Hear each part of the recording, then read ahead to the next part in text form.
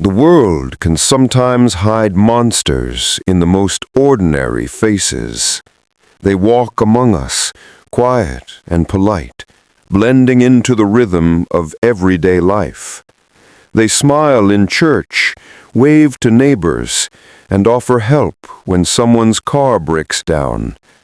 Samuel Lee Smithers was one of those men, the kind of person no one ever suspects until the truth claws its way to the surface. Welcome to Death Row Diaries. If you're new here, consider subscribing. Every week we uncover the truths most people are too afraid to confront. It was a humid Florida evening in the late 1990s when the first whispers began. Two women, both young and vulnerable, had vanished without a trace. Their names barely made the evening news at first, just another line in a long list of missing persons. But in Plant City, a quiet place southeast of Tampa, known more for its strawberry farms than for murder headlines, something sinister was taking shape in the shadows. Samuel Smithers was the last person anyone expected to see under arrest for double murder. A middle-aged man with thinning hair, a soft southern accent, and the steady presence of a church deacon, he seemed built from the mold of small-town decency. For years he maintained that image, devoted husband, father, and servant of God. But beneath that mild exterior hid a growing rage, an internal rot that no sermon could cleanse. He was born in 1955, a product of a strict religious upbringing. His family believed in order and obedience, two things young Samuel took to heart. He grew into a man who demanded control, but who also quietly resented how powerless he often felt. His marriage was strained. His faith, once a comfort, began to feel like a burden. By his mid-40s, Smithers was working as a city maintenance supervisor, patching potholes, cutting grass, and keeping to himself. Yet those who knew him closely started noticing small cracks, a temper he couldn't hide, an odd fascination with women he claimed to be helping. In 1996, that mask finally slipped. The first victim was 21-year-old Vicki Smith, a woman who'd fallen on hard times, struggling with addiction and occasional sex work to survive. People saw her walking along the same road where Smithers often worked. When she disappeared, few suspected foul play. Smithers himself even helped in the search, offering to pray for her family. But less than 2 weeks later, a city worker stumbled on something strange near a pond on his route. It was a pile of debris, wood, metal, and tangled weeds. When police arrived and moved the junk aside, they found a human body, badly decomposed, lying face down in the mud. Smithers claimed he was the one who found her. He called his supervisor, saying there was a dead body in the pond behind his maintenance area. Officers came quickly, and something about Smithers' story immediately seemed off. His hands shook, but his voice was calm. When asked how he came across the body, he said he'd been checking drainage. When asked why his truck tires had tracks leading deep into the mud, he said he had to turn around. It didn't make sense. Detectives noted the oddity and let him go for the moment. But something gnawed at them. They took samples from his boots and his vehicle. And while waiting on results, another body turned up. This time, a 25-year-old woman named Patricia Mills. She was found in the same area, barely 50 feet from where Vicki Smith had been discovered.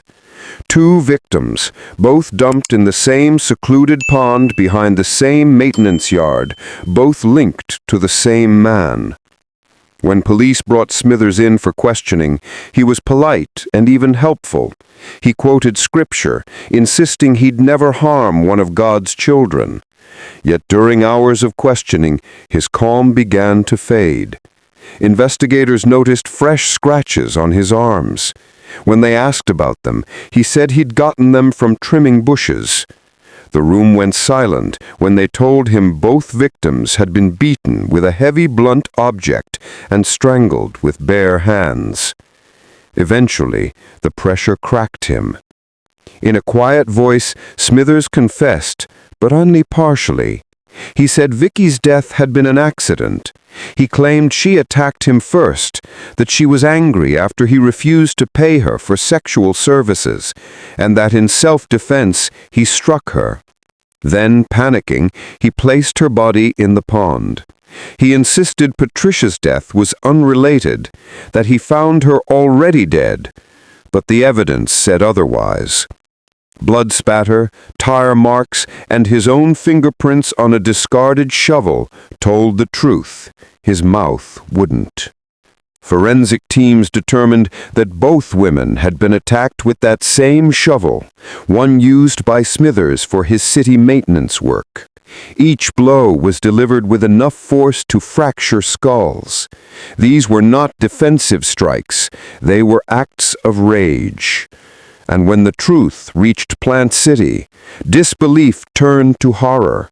The man who sat in the front pew every Sunday, who led prayers for forgiveness, had slaughtered 2 women and buried them in his own workplace. Before we continue, take a moment to hit the like button. It helps this channel reach others who are drawn to real-life stories where the line between ordinary and evil vanishes.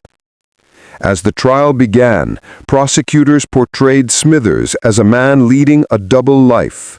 By day, a deacon and city worker. By night, a predator who sought out vulnerable women he could control. They told jurors how he used his work truck to lure victims into isolated areas, promising them food or help. Once there, the facade dropped. What came out was pure violence. Smithers' defense team tried to paint a different picture. They claimed he suffered from mental illness and intense guilt, that he was a man torn apart by sin and shame. They emphasized his lifelong devotion to the church, hoping to humanize him in the eyes of the jury. But photographs from the crime scene silenced any sympathy. Both victims had been brutally beaten and left in shallow water like discarded trash. During his confession, Smithers wept. He said he'd prayed over their bodies and begged God to forgive him. But the prosecution reminded the court those prayers came only after the murders, not before. And his tears couldn't erase the physical evidence that tied him to every detail of the crime. One of the most chilling revelations during the trial was how easily he returned to normal life after the murders. He attended church. He laughed with coworkers. He even led Bible study sessions, preaching about the wages of sin. No one suspected a thing. When the verdict was read, Smithers showed no emotion. The jury deliberated less than 2 hours before convicting him of 2 counts of first-degree murder. The judge described the crimes as heinous, atrocious, and cruel, the kind deserving of the ultimate punishment. Samuel Lee Smithers was sentenced to death. From that moment, his life slowed to the rhythm of death row. Inside Florida State Prison, Smithers kept to himself. He read his Bible daily, wrote letters to his wife, and claimed to have found peace. But guards said that peace was fragile. They described him as quiet, but often muttering prayers under his breath, pacing his cell for hours. Some inmates called him preacher, mocking his faith. Others avoided him altogether. Years passed, appeals were filed and denied, and Smithers' name faded from headlines. Occasionally, his lawyers argued he was mentally unfit for execution, that his religious delusions had worsened. Yet court after court upheld his sentence, noting that his crimes were deliberate, not impulsive. By the mid-2020s, the date of his execution was finally set. For decades, the families of Vicky Smith and Patricia Mills had waited, hoping for closure, fearing it might never come. They remembered the women as more than victims. Vicky was a mother, Patricia a sister. Both had fallen through the cracks of society, but both deserved justice. Before we move forward, make sure you're subscribed to Death Row Diaries. Every week we bring you closer to the truth behind America's most haunting executions and the people who lived double lives to hide their crimes. Smithers' final years behind bars revealed little remorse. He maintained that he'd been guided by the devil and later saved by Christ. He wrote in one of his final letters that he hoped his story would serve as a warning to sinners. But those who followed his case weren't convinced. His words felt hollow, rehearsed confessions from a man trying to rewrite his legacy before time ran out. Inmates said Smithers often stared at the ceiling at night, whispering to someone only he could see. When asked who he spoke to, he answered simply, "The Lord." But psychologists who evaluated him described something darker, a man obsessed with control, struggling to accept the irreversible truth of his actions. In one rare interview, he admitted, "I wanted to help them, but I couldn't help myself." It was the only statement that sounded honest. The story of Samuel Lee Smithers is not one of madness alone. It's a reflection of how evil can grow quietly, unnoticed, behind a mask of kindness and faith. He wasn't a drifter or a career criminal. He was a husband, a deacon, a man people trusted. And maybe that's what makes his story so disturbing. Not that he killed, but that he looked like someone who never would. If you're still watching, thank you for being part of this journey. Hit the like button if you believe stories like these remind us of the thin line between good and evil. And drop a comment below. Do you think redemption is ever possible for people like Smithers? As his execution date neared, reporters revisited the case, interviewing locals who still remembered him mowing lawns or shaking hands after Sunday service. Many said the same thing. He didn't look like a killer. But that's the thing about monsters. They rarely do. Decades after the murders, the pond where the bodies were found is overgrown now, swallowed by weeds and silence. The maintenance yard is gone, the city trucks replaced by new ones. Yet, for those who remember, the place carries a quiet chill, as though the land itself refuses to forget what happened there. In the end, Samuel Lee Smithers' story isn't about his last words or his final meal. It's about the terrifying normality of evil, how it can smile, pray, and preach while hiding the blood beneath its fingernails.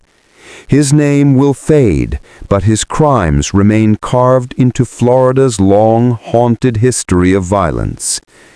And as the sun sets on another name soon to vanish from the death row roster, one truth endures. Not every monster hides in the dark. Some stand right beside us in the light, waiting for the moment their shadow takes over. This is Death Row Diaries. Thank you for watching, and remember, every story we tell carries a lesson about how far ordinary people can fall when conscience disappears. Stay curious, stay aware, and until next time, watch the ones who smile the most.